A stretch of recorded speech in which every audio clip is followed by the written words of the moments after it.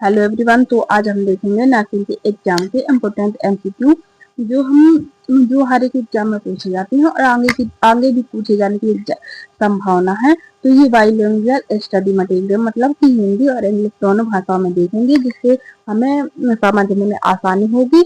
और इसको हम रैशनल भी देखेंगे कि उसके आंसर के बाद रैशनल भी देखेंगे। तो अगर हमारी वीडियो अच्छी लगे तो लाइक जरूर करना और चैनल को सब्सक्राइब जरूर करना, ताकि अच्छी अच्छी वीडियो आती रहे। तो हमारा फर्स्ट क्वेश्चन ये रहा स्क्रीन पर। इसमें है कि विच of the essential and most common site of checking pulse in adult during CPR. तो व्यस्त में सीपीआर के दौरान पल्स चेक करने के लिए सबसे आसान और सामान्य साइट कौन सी है? तो इसका आंसर है answer number B, carotid pulse. ठीक है। फिर नेक्स्ट क्वेश्चन ये रहा स्क्रीन पर। What is the normal life span of human red blood cell. तो आरबीसी का सामान्य जीवन काल कितना होता है? तो इसका आंसर है आंसर नंबर सी, 120 डेज। ठीक है।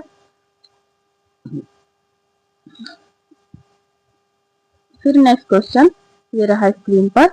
इसमें है which hormone is responsible for the ejection of milk during breast feeding. तो स्तनपान के दौरान दूध को बाहर निकालने के लिए कौन सा हार्मोन जिम्मेदार है? तो इसका आंसर है ऑक्सीटोसिन। तो मिल्क को बाहर निकालने के लिए ऑक्सीटोसिन और मिल्क का प्रोडक्शन के लिए प्रोलैक्टिन है। ठीक है। फिर है next question. What is the primary causes of peptic ulcer disease. तो पीयूडी का पेट में छाले होने का मुख्य कारण क्या है? तो इसका आंसर है answer number C, Helicobacter pylori infection. तो पेट में छाले पड़ने के लिए एस पाइलोरी का मुख्य कारण है जिसे पेट में छाले पड़ते हैं। ठीक है।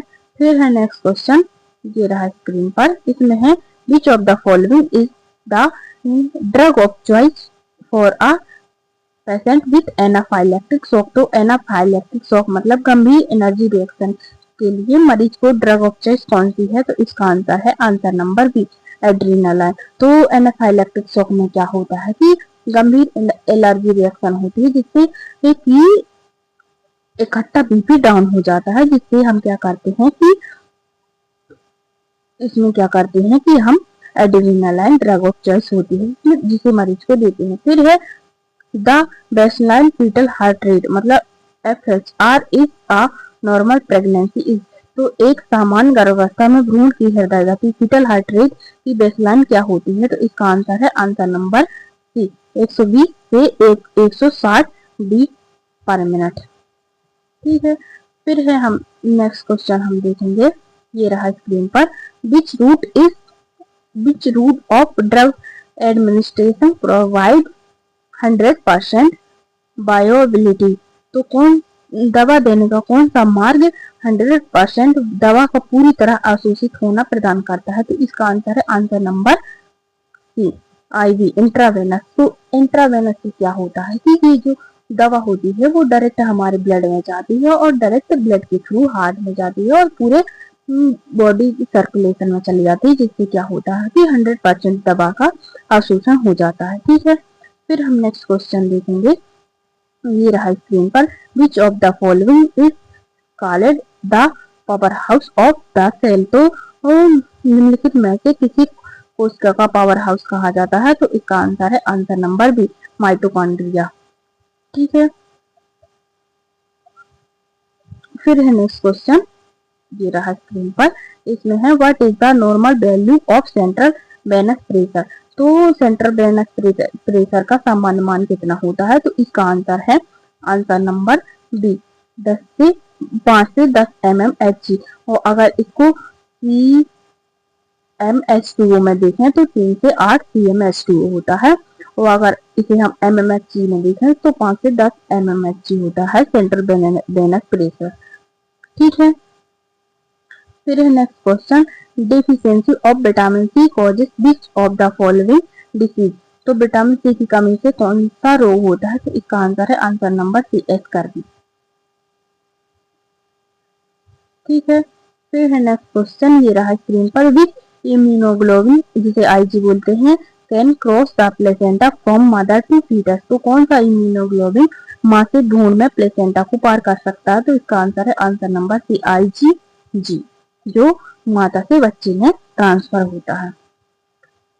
ठीक है, फिर है नेक्स्ट क्वेश्चन, ये रहा स्क्रीन पर, what is the weight of the normal non pregnant uterus? तो एक सामान्य गैर गर्भवती गर्भाशय का वजन कितना होता है? जिसमें नॉन प्रेग्नेंट फीमेल होते हैं उसका यूट्रस का वजन कितना होता है? तो इसका आंसर है आंसर नंबर बी। तो नॉन प्रेग्नेंट फीमेल में यूट्रस का वजन 60 ग्राम होता है, वहीं अगर कोई महिला प्रेग्नेंट है तो उसका वजन 1000 ग्राम हो जाता है, जिसे 1 किलोग्राम भी कहते हैं। ठीक है, फिर है नेक्स्ट क्वेश्चन, ये रहा स्क्रीन पर, which assessment scale is used to measure the level of consciousness in a patient? तो मरीज में चेतना के स्तर, लेवल ऑफ कॉन्शियसनेस को मापने के लिए किस असेसमेंट स्केल का यूज किया जाता है? तो इसका आंसर है answer number C, Glasgow coma scale.